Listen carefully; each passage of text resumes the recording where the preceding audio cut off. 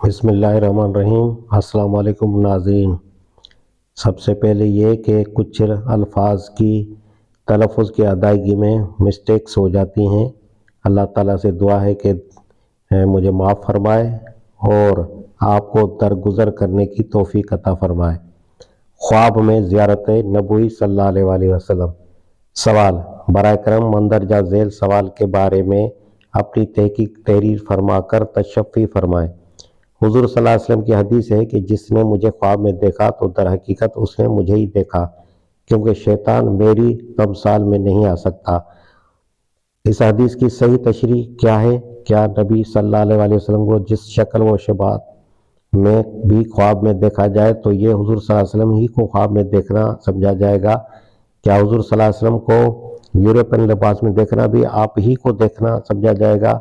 اور کیا اس خواب کی زندگی پر کچھ اثرات بھی پڑتے ہیں؟ جواب: اس حدیث کی صحیح تشریح یہ ہے کہ جس نے نبی صلی اللہ علیہ وسلم کو حضور صلی اللہ علیہ وسلم کی اصل شکل و صورت میں دیکھا اس نے در حقیقت آپ ہی کو دیکھا، کیونکہ شیطان کو یہ قدرت نہیں دی گئی ہے کہ وہ آپ صلی اللہ علیہ وسلم کی صورت میں اگر کسی کو بہکا سکے۔ اس کی یہی تشریح حضرت محمد بن سیری رحمۃ اللہ علیہ نے کی ہے۔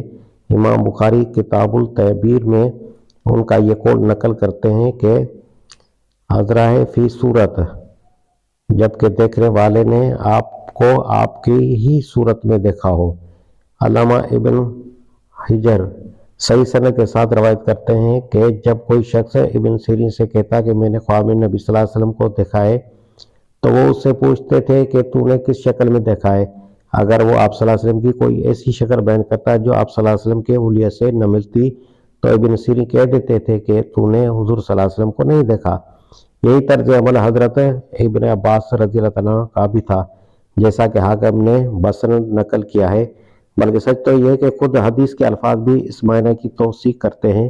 جن مختلف الفاظ میں یہ حدیث صحیح سندوں سے منقول ہوئی ہے ان سب کا مفہوم یہی ہے کہ شیطان نبی صلی اللہ علیہ وسلم کی شکل میں نہیں آ سکتا، نہ یہ کہ شیطان کسی شکل میں آ کر آدمی کو دھوکہ نہیں دے سکتا کہ وہ حضور صلی اللہ علیہ وسلم کو دیکھ رہا ہے۔ اس کے ساتھ یہ بات بھی جان لینی ضروری ہے کہ اگر کوئی شخص خواب میں نبی صلی اللہ علیہ وسلم کو دیکھے اور آپ صلی اللہ علیہ وسلم سے کوئی امر یا کوئی نہی کا حکم سنے یا دین کے معاملے میں کسی قسم کا ایما آپ سے پائے تو اس کے لیے اس خواب کی پیروی اس وقت تک جائز نہیں ہے جب تک کہ وہ اس تعلیم یا ایما کے متعلق کتاب و سنت ہونے کا اطمینان نہ کر لے۔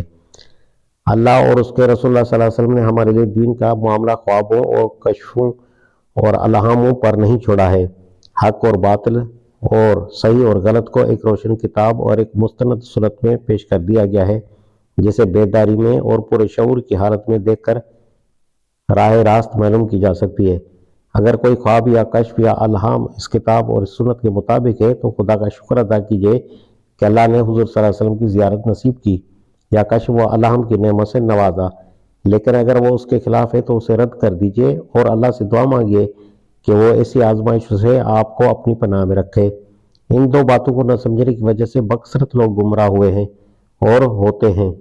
متعدد آدمی میرے علم میں ایسے ہیں جو صرف اس بنا پر ایک گمراہ مذہب کے پیرو ہو گئے کہ انہوں نے خواب میں نبی صلی اللہ علیہ وسلم کو اس مذہب کے بانی کی توثیق کرتے یا اس کی طرف التفات فرماتے دیکھا۔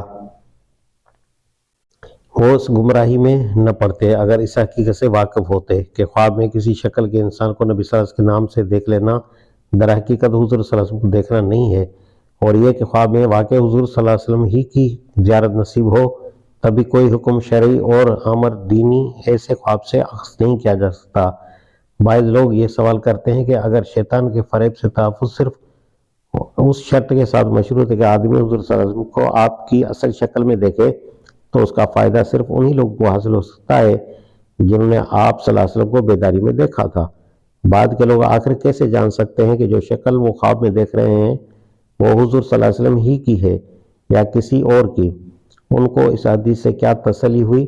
اس کا جواب یہ ہے کہ بعد کے لوگ اس بات کا اطمینان تو نہیں کر سکتے کہ انہوں نے جو شکل خواب میں دیکھی وہ حضور صلی اللہ علیہ وسلم ہی کی شکل تھی، مگر یہ تو معلوم کر سکتے ہیں کہ خواب کے معنی اور مضمون کی مطابقت قرآن و سنت کی تعلیم سے ہے یا نہیں۔ مطابقت پائی جاتی ہو تو پھر زیادہ امکان اسی بات کا ہے کہ انہوں نے خواب میں حضور صلی اللہ علیہ وسلم ہی کی زیارت کی ہے، کیونکہ شیطان کسی کو راہ راست دکھانے کے لیے تو بیروپ نہیں بھرا کرتا،